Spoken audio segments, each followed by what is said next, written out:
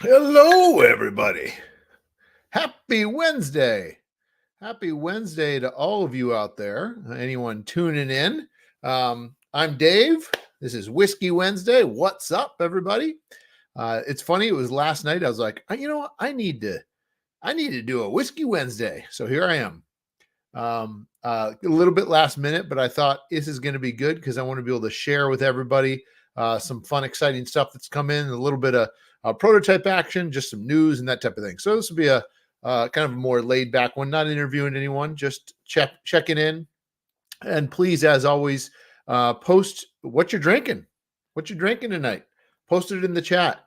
Post your name too. And remember, if you are a Facebook user, like you can see right there, make sure you go to StreamYard.com/Facebook to let me see your name. Otherwise, it just says Facebook user. So just as a reminder, I like to pop that up there too. If you have any questions at all for me, please put them in the chat. But most of all, just chat to say hi. I'm all alone tonight, so you all are going to be keeping me company tonight. So what am I drinking tonight? I am drinking some Jefferson's Reserve bourbon. Let's see if that works. There we go. Jefferson's Reserve. It doesn't have an age statement. It's just very old. So I don't know. I don't know if it's actually very old. The way this kind of stuff works is that they have to, when there's not an age statement on a bottle, it usually means there's some young stuff in there because they actually have to post, at least this is the way in Scotland. I can only imagine it's the same way in the States here. They have to post the youngest age. So if this, a blend, so let's say this bourbon had some like 10-year-old bourbon in it and some 2-year-old bourbon in it, they'd have to say it's a 2-year. So that's why they just say very old. So anyway, Jefferson's Reserve, Slangeva for those out there having a drink. Cheers. Hope you're all able to enjoy yourselves this night before Thanksgiving for those that might be in the States, but also for everyone else out there that's enjoying this fall. Around here, we have a nice little fall break, which is great. We have Thanksgiving on Thursday, and then Native American Indigenous Peoples Remembrance Day on Friday. So a nice little weekend, or I guess end of the week celebration of a couple different holidays. So that's really cool. So again, please put yourself up in the chat. Write your name. Hey, Ian, how you doing? Thank you. Good, playing games. Oh, awesome. That's good to hear. Playing a little Distilled. That's great. Thanks, Ian, for chiming in. Hopefully you're having a little drink, a little dram, or maybe a little bit of water or soda tonight. So put it in the chat. If you're tuning in too, please do. Just feel free to say hi to me in the chat and also post what you're drinking tonight. So let's get started. We're going to talk about a couple different things tonight. First, I want to talk a little bit about PAX Unplugged. PAX Unplugged is a gaming con that happens in Philadelphia, Pennsylvania. That's going to be happening from December 1st through 3rd. Let's see if I can, I forgot to have this pulled up. Let's see if I can share my screeny. Entire screen there. Good. Good. So this happens from December 1st through 3rd in Philadelphia. This has some cool special guests, a bunch of people from across the pond, it looks like, coming over. Good part of the Shut Up and Sit Down crew is coming, and has those special guests, but then obviously in some panels, tons and tons of playing games. The expo hall, the cruise around, buy some stuff for that holiday season, perhaps. And you can see it's only 8 days away. So PAX Unplugged, December 1st through the 3rd. So it's a shorter expo. That's from Friday, December 1st through Sunday, December 3rd in Philly. I'm really excited. I've never been. I've heard great things about it, and we're going to have a booth this year. So that's exciting. I'll talk a little bit about that in a second. We're going to be showing a couple different things at PAX. We're, of course, going to be having Distilled on display, a limited number of copies to buy, which I'll talk about in a second too. But we'll have that and actually some of the last remaining metal coins in the entire United States for Distilled. The UK and Europe still have some. I still have some stock over there, but not over here. So I think I have 37 copies, 37 units of the metal coins. So if you're hoping to get them, be sure to come on out. Anyway, we're going to be doing that, selling Distilled, but then we're also going to be doing kind of partial playthroughs of Luthier.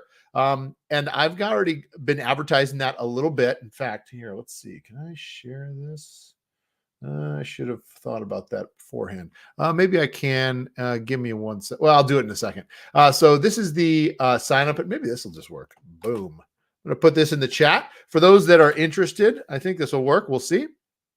We are going to be doing walkthrough demos of Luthier. We're going to run you through 2 to 3 rounds of the game, doing a tutorial round that we call rehearsal. The conductor will be leading you through that first round, teaching you how to play.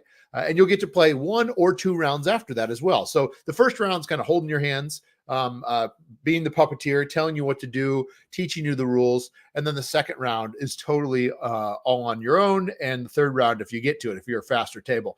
It's a 6-round game, so we're not playing the whole thing. This is a heavier game. You can see we got a couple people signed up already, but we do have 3 slots available for the first day, the first morning of the first day at 10:15. So if you are interested in Luthier and want to give that a test, be sure to scoot on over to that link I put in the chat so that you can hop over and sign up for a test. Now, the deal with this, though, is that every day we'll put on, at the start of the day, we'll put out a little poster, a little sign with a QR code. You come by, you snap that, you get to reserve your own seat later on. And we do that. We've been doing this for about a year now. And we really believe in this because it allows people to really sit down and plan their con. And I know what that's like, being able to plan your con out. So this way you can have a kind of a little chunk signed up. So what you do is you show up to the table, you say, oh, I really want to play this game. Snap, and you snap the QR code, you sign up. It takes you to a page just like this. And you get to sign up and choose from available seats throughout the day or of that day. Obviously, they could fill up fast. So you want to get there early to snap it, reserve your seat, and then you get to come back to spend about an hour and a half with us where we teach you for about 30 minutes, 45 minutes in that first round, and then play another round or 2 as well. So I hope you'll consider that if you are going to PAX. And again, this is how we do it through Sign Up Genius. If you're just tuning in, please do make sure to tell me what you're drinking. I'm having some Jefferson's Reserve today. Put it in the chat. Say hi. I'd love the company. Thanks to Ian for chiming in there as well. It's always great to hear people watching, following along, playing games and all that stuff. And so talking about PAX Unplugged and what Paverson Games is going to be doing there. So we're going to be previewing Luthier. The only way you will be able to get a chance to play Luthier before it goes to Kickstarter next year is going to be here at PAX, is going to be signing up for one of these. So that's a lot of good times. And again, if you're interested in that, great. If you also just want to like a 10-minute run through, 5-minute run through, just walk by and we'll come visit us. We're booth 4046. Hey, Sarah, thanks for chiming in. Thanks a lot. Ooh, some bookers. Nice. So cheers to you as well. Great picture there. I don't know where that is, your profile pic, but that looks pretty cool. Those mountains and that architecture in the background. Anyway, so that's what Sign Up Genius for reserving that. I thought I'd show people what our counts are going to be, how much we're bringing to PAX Unplugged. I have to ship it all the way from Florida up to Pennsylvania. I just thought this would be interesting for you. This is my own count. I've got some stuff at home. I've got some stuff at QML, Quartermaster Logistics down in Florida, and I ship it, I drive it, and I ship it out there. So you can see this is about how much I'm going to have. I'm going to have 238 base games. I'm going to have 240 Africa Middle East expansions, not as many mini expansions. And you can see the metal coins and the first player coin, the 2 like awesome metal things, unfortunately are pretty low on stock. So again, if you are interested in getting that stuff, be sure you come out as soon as you can. I will tell you, it's a quick little story.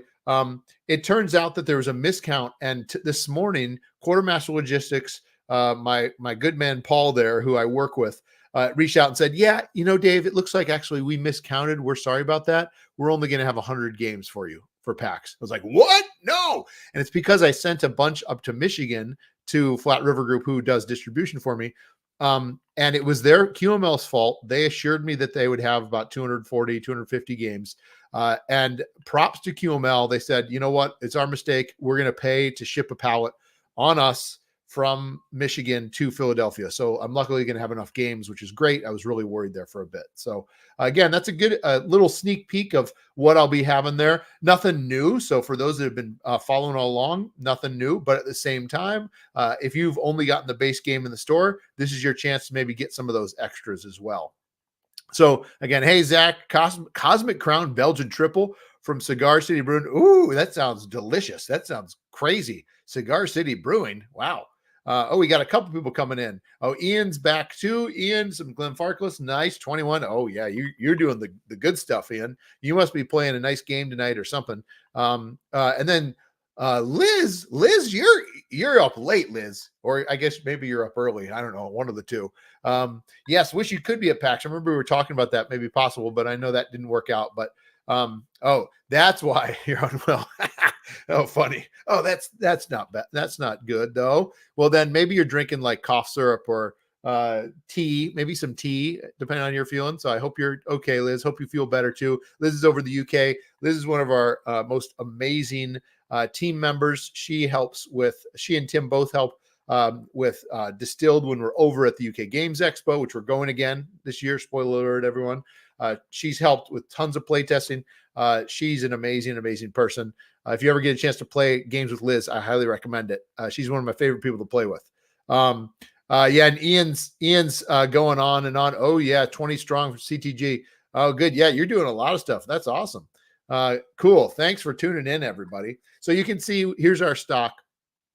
I also thought, hey, let's peek behind the curtain a little bit. You'd be surprised how much goes into planning a convention.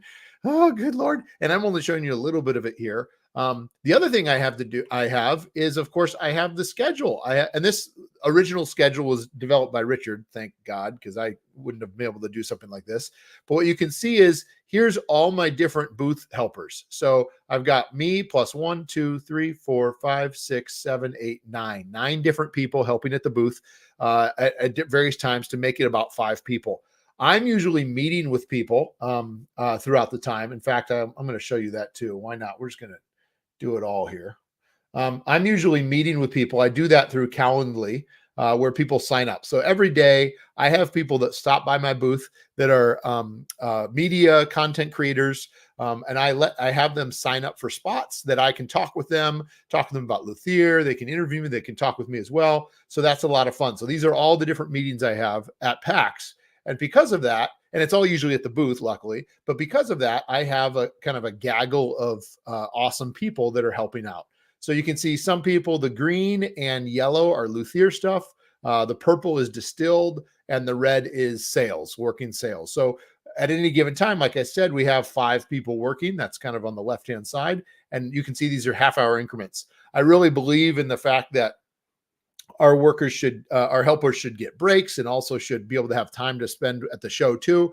So Papers and Games actually doesn't have people help at the booth as much as most companies do, because I do want to give them that chance to be able to have some fun too. But you can see I have to put all this together. We do a team dinner all together on Papers and Games as well.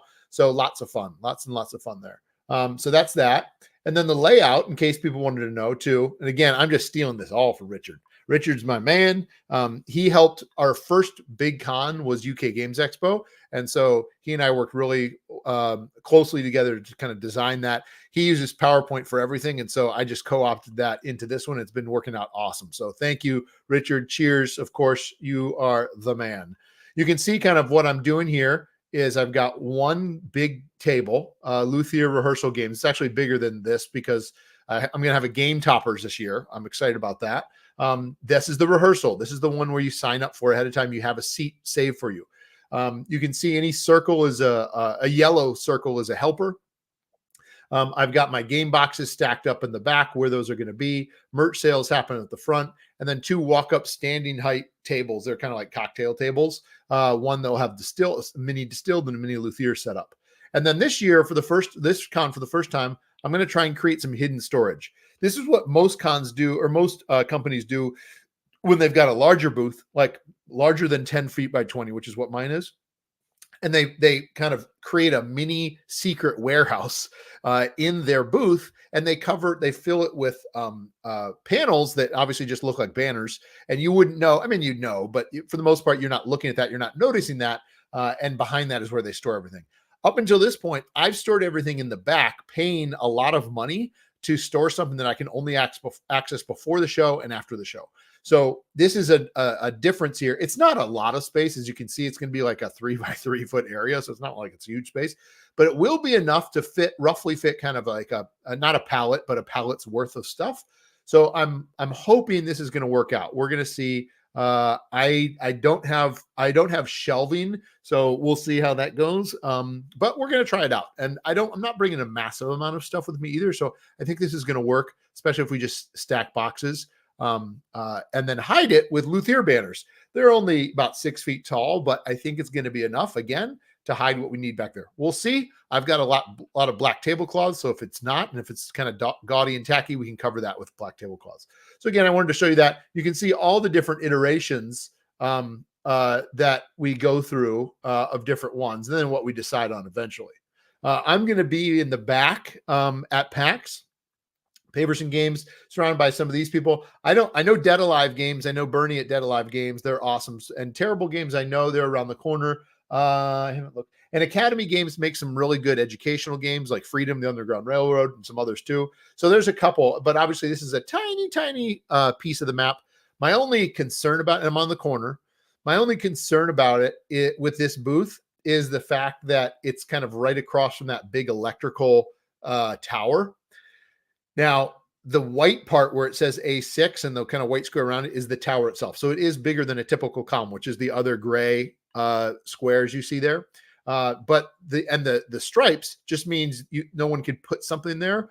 But I am a little concerned because it is kind of blocking the view of my booth. I'm a little picky there, I guess. It's going to be fine. But it was when I saw it, I was like, oh, good. So we'll see how that goes. And thanks, Liz, for that.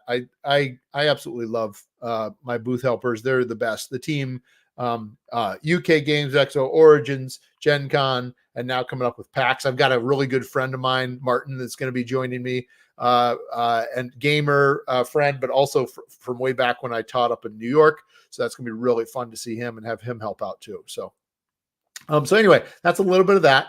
So that's kind of PAX in a nutshell. I don't think there's anything else I just want to make sure I wanted to cover with PAX.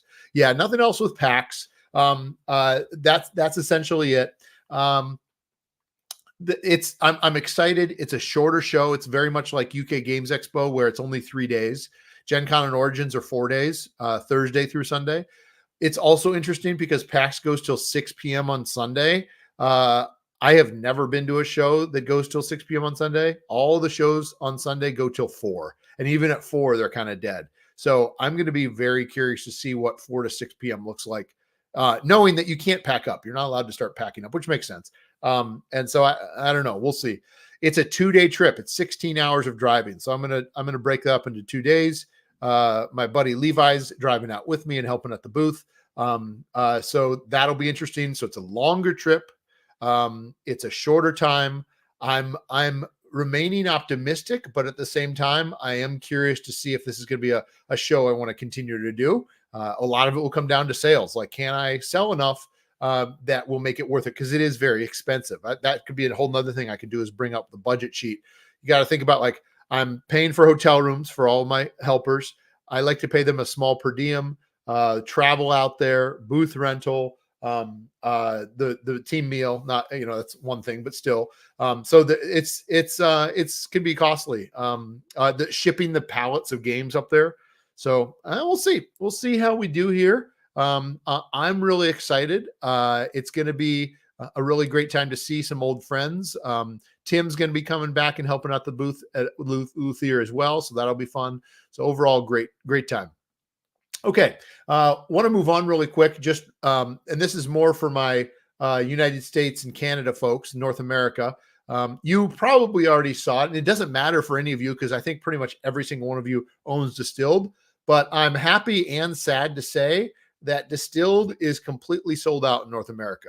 I have obviously the copies I'm taking up to PAX, but people cannot buy it on my website. They can't buy the metal coins, the metal cubes, the first player token, the mini expansion. All of it is sold out. So it's a good thing. But at the same time, it's too bad. And again, I don't mean it's sold out. You can't find it anywhere. I just mean I don't have it on my website. there's going to be some in distribution. They were clamoring for more, so I sent some up to Michigan. So it might show up on Amazon again or your friendly local game store, and obviously at PAX. But it is not on my website, which is again a good thing. But at the same time, I was hoping to have enough throughout the holiday season, but that so it goes. And I should say the reprint has been ordered. It is currently being printed right now. Everything you see on the site that says sold out will not say sold out come probably January or February. We'll all be back in stock again. So we're reprinting everything. We'll have everything again for you all if you were missing something or couldn't get up to PAX right away and get something. The other thing that we're going to have in January is we are going to have Cask Strength, the expansion. I supposedly will be getting a copy of our new mini expansion, 55 card tuck box expansion, sometime in the next week, shipped over from China, from What's Games, to inspect it. I'm really excited about that. I wish Richard could be here. Richard's the designer of this expansion. And we are going to offer this just on our website and just at cons, nowhere else.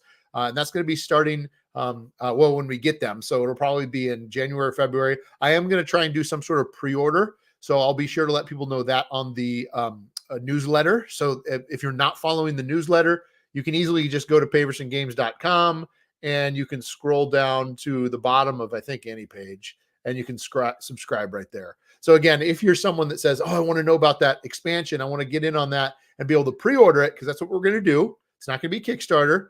I decided I don't need to do a cash grab. I can print this on my own. I can, thanks to the success of Distilled. I don't want to kind of criticize, because I'm not criticizing a specific person, but sometimes I get the feeling with some of the Kickstarters out there when they do it again, oh, we're doing a second printing and here's one tiny little thing. I don't know. I just feel kind of like it's a little bit of a cash grab for people. And if you can print it and you can do it on your own, shouldn't you kind of be responsible as a business to do that? And again, I know some can't because they're so large. They need to pay lots and lots of people. Everybody, if you didn't know, it's just me.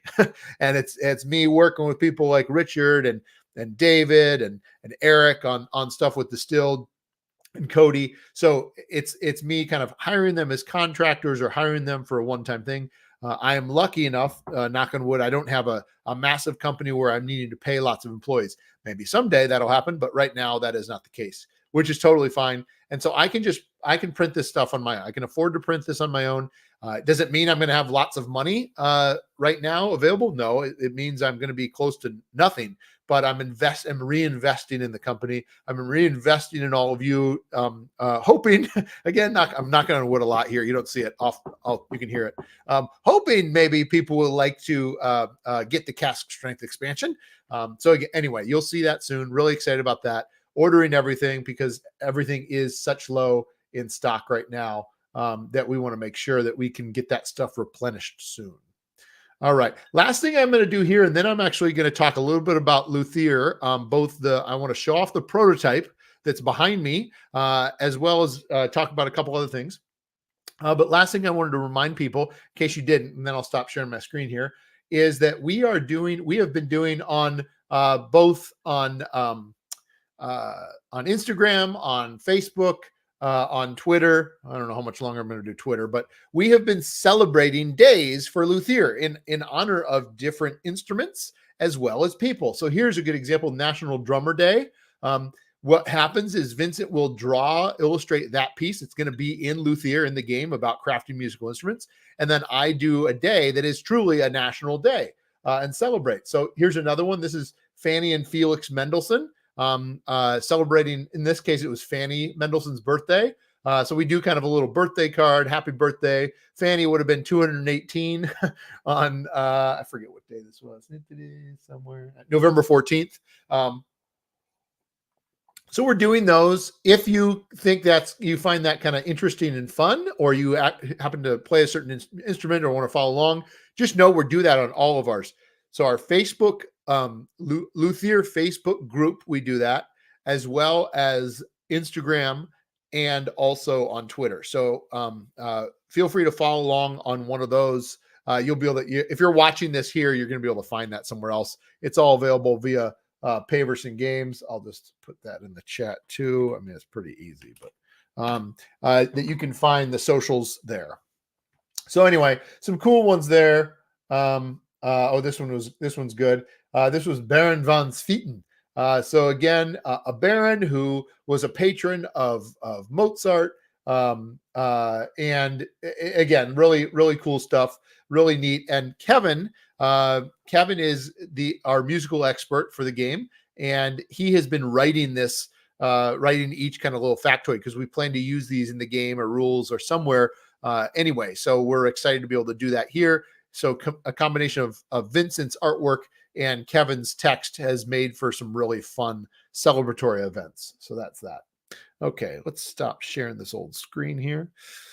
It's just me. So here we are talking about the second half here is talking all about Luthier. What I want to do is give you a sneak peek of the prototype I got just a couple days ago from the Game Crafter. This has some of Vincent's artwork on it, a small amount of graphic design that's still very much in process. But this is what we're going to be bringing out to PAX. And we'll start to integrate this into TTS as well down the road. So it's really exciting to start to see this come together. I also wanted to show off the new t-shirts we've got. So we've got new t-shirts. Oop, there we go. That's good. As well. So some of our booth helpers will be wearing these at PAX. And of course, future booth helpers will too. And of course, the booth helpers get to keep a shirt too. So we're excited about those shirts. We like them a lot. It's a nice color. Really kind of works with Luthier, but also with the Paverson Games brand of that gold. And it's on the back, you can kind of see is that same Paverson Games brand that we have on Distilled. So yeah, I don't know who Facebook user is saying fire, but yeah, you got that right. Fire. I don't know.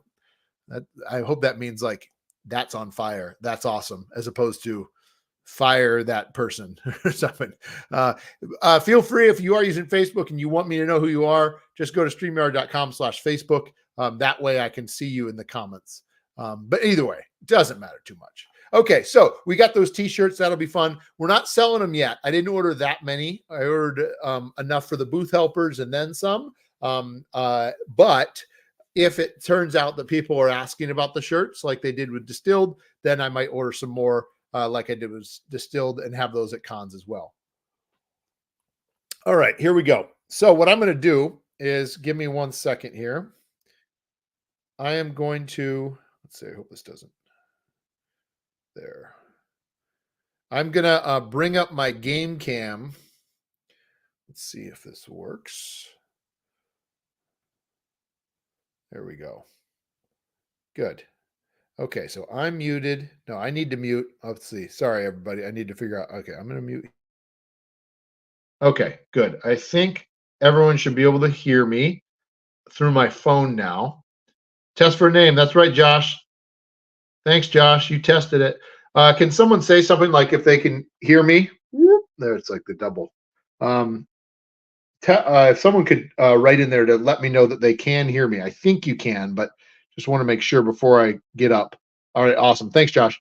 All right, so what I'm going to do is I'm going to make, let's see if we can do this big. No, it's going to be this one and this one. There we go. I don't even need to be up here, do I? Let's just have me. There, perfect. Okay, so now you get a tour of my room. Oh no, I didn't clean things up. It's all messy. So let me back up here. There, is that good? Right there. There, I'm here.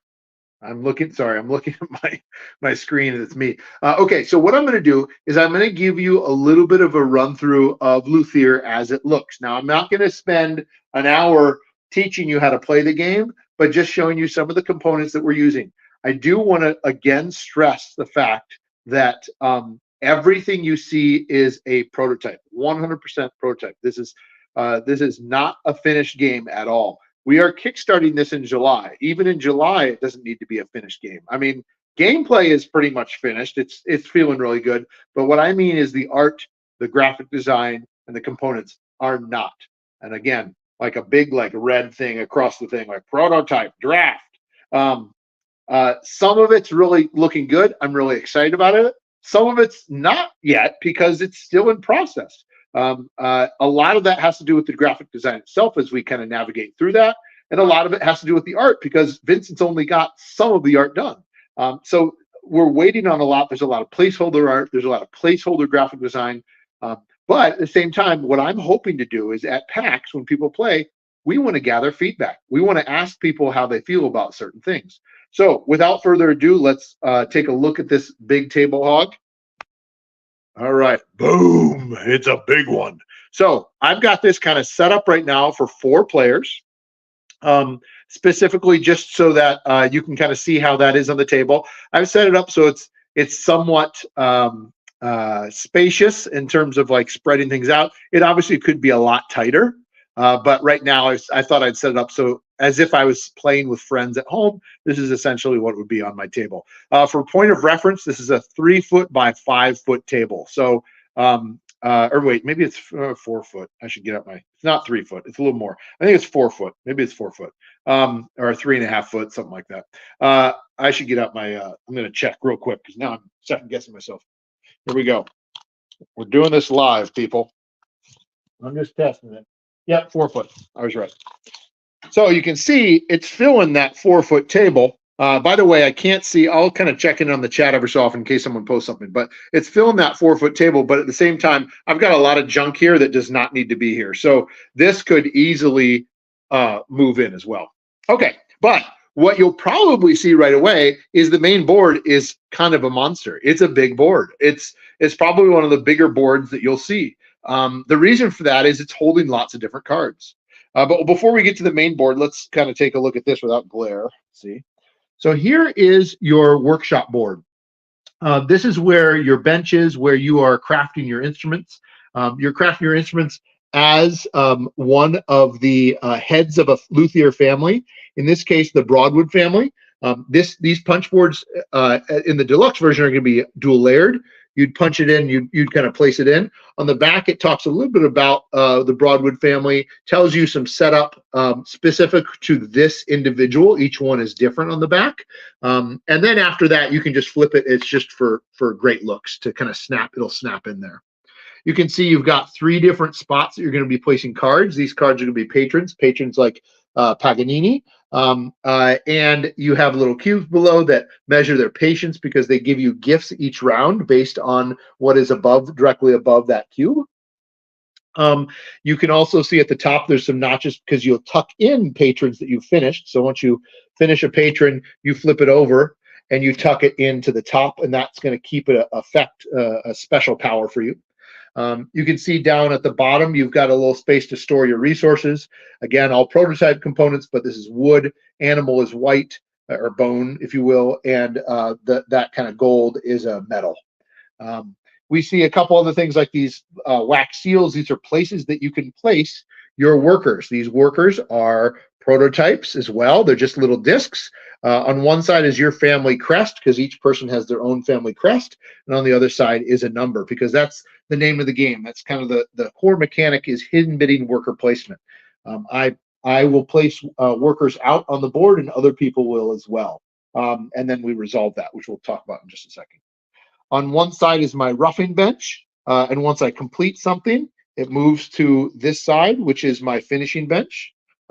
We're testing some stuff out here too about how resources are laid out. So the roughing bench, and right now it's not right because it should be the 2 arrows would be touching, but where resources here are for roughing, and then on the other side when you move it over, it points matches the gold, and the finishing are on the left.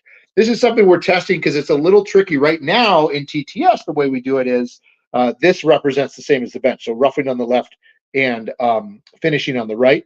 But we wanted to test this out for a while, especially at PAX, especially for people brand new, and see what they think. If a lot of people are like, no, and they keep thinking the other way, we might want to watch out, but and think about switching that back. But for instance, I had a test the other night, and the player once asked of that, but then for the rest of the game, he was fine with them being switched. So we'll see how that goes. So again, that's kind of your player board and your player area.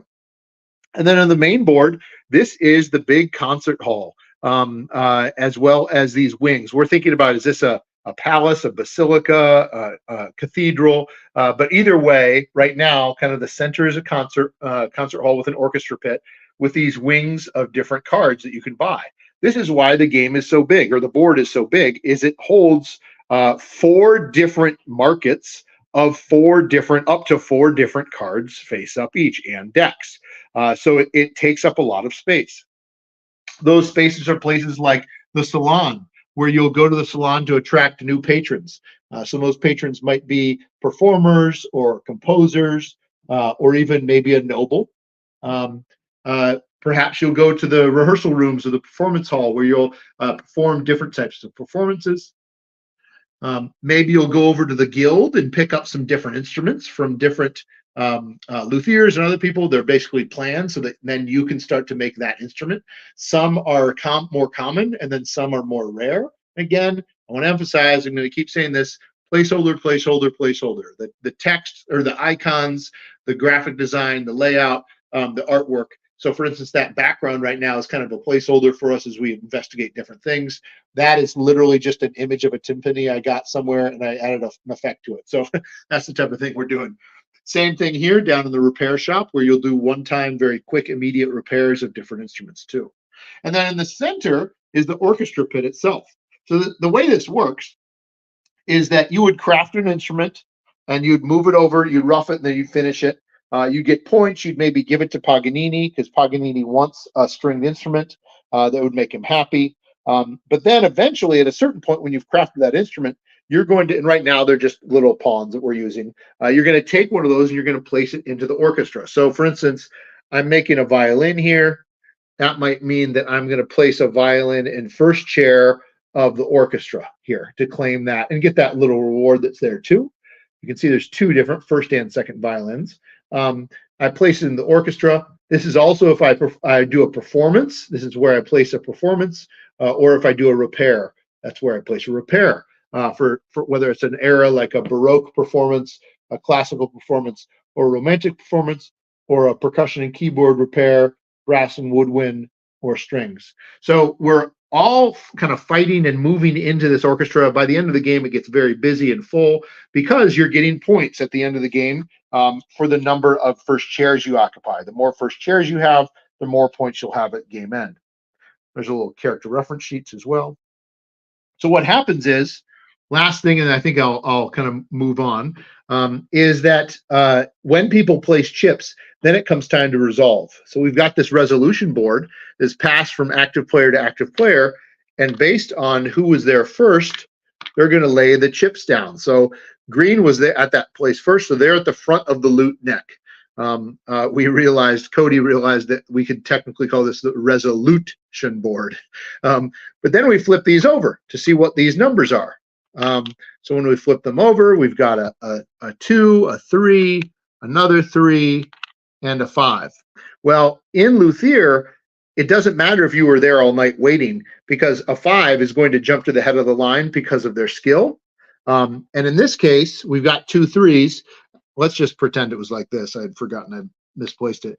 This apprentice who you've hired is helping you out. This boosts you to a 4. So you're going to move ahead of them as well. And then, of course, this 2 is going to pop to the back of the line, too. So all of a sudden, we've kind of reordered our order of players. And why this matters is then the 5 now, the red 5, is going to be the first one that gets to make a choice here. In Luthier, you always have multiple choices. You never have to leave a place empty-handed. You always have something. But if you want something really bad, you need to send some of your best workers. And in fact, when you do send your best workers, you get bonuses. So if I send a 4 or higher, I get to do certain things at each one that others don't, which oftentimes might be me climbing a track, which are these banners that you see on either side of the orchestra, or the one that's going across the balcony.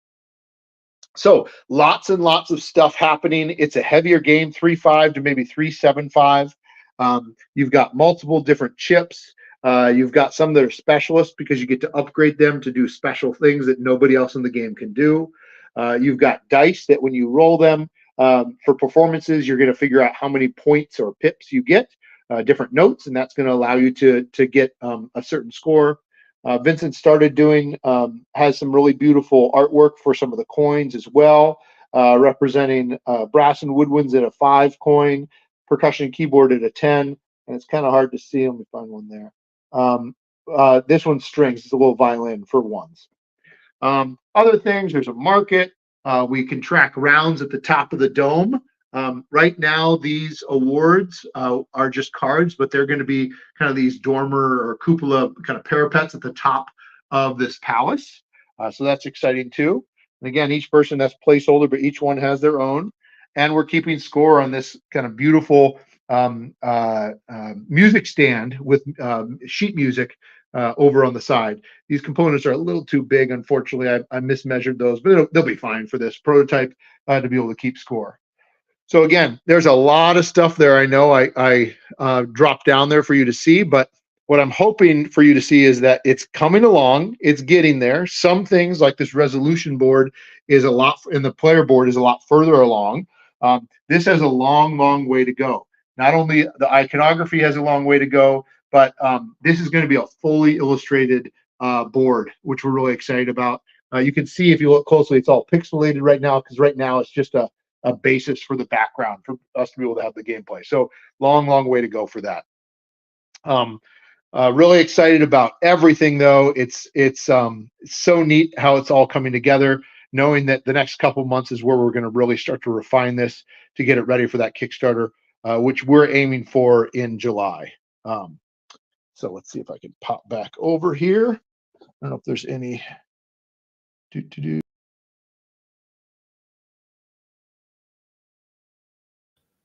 There we go. Good. So that's that. I think I can leave that. Good. Yeah, so really excited about kind of where things are going with that. If anyone has any comments or questions, feel free to put them in the chat. I'd love to answer them. Thanks, Josh, for the looks great. Yep, really excited about that. Yeah, so really right now I've got a play test happening on Sunday right here, a in-person play test where we're going through the rehearsal, where we'll teach new players how to play using the rehearsal, the kind of how to play. For those familiar with Distilled's first taste, it's the same concept. So we'll be doing that again with Luthier, and it's a little trickier because it is a much more complex game than Distilled, and because of that hidden bidding, it's really kind of tricky to be able to. It's a really great job. Richard's done a fantastic job of developing this rehearsal, but it's one of those things where, as you think about it, like each player, I didn't show you those because they're just rough, but each, the conductor will read something, but then each player will have something that they read too. Hold it back there, because they need to be able to know what number chip they place somewhere, for instance. So that's kind of an interesting take on it too. So really interested. Yeah, Ian, thanks. Yeah, I'm excited for people to get a chance to play Luthier. And again, for those that are interested in music, we really want to get some feedback from people playing the game with that feedback, because we have Kevin as a music expert for sure on the staff, on the team that's helping out. But it always is great to have some more eyes too. So yeah, full steam ahead with Luthier. People get a chance to give it a try out at PAX, which would be fun. And like I said before, we'll have Distilled there for sale. We'll be doing demos of Distilled too for those that want to try it out or kind of learn more about it. And then after that, I'll probably be going to Gamma in March, I think it is. But the next big con is going to be UK Games Expo.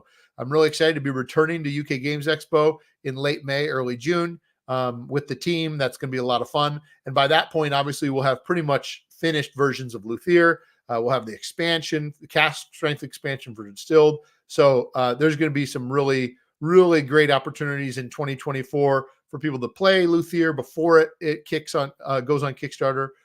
Whether that's someone who likes to play on TTS and Tabletop Simulator, because we're going to have that public as well by then, or for people that want to try and catch us at one of the cons. So yeah, it's going to be a good time. Thanks to everybody for tuning in tonight. I hope this was helpful. And again, when you're at PAX, look for the people with the Luthier shirts. Come up and say hi. Don't be a stranger. 4046 again is our booth number. Really excited to see people again. Reunite with friends and meet new ones too. So with that, Slan Java, everybody, have a really great night. Have a really great weekend with friends and family, resting and relaxing.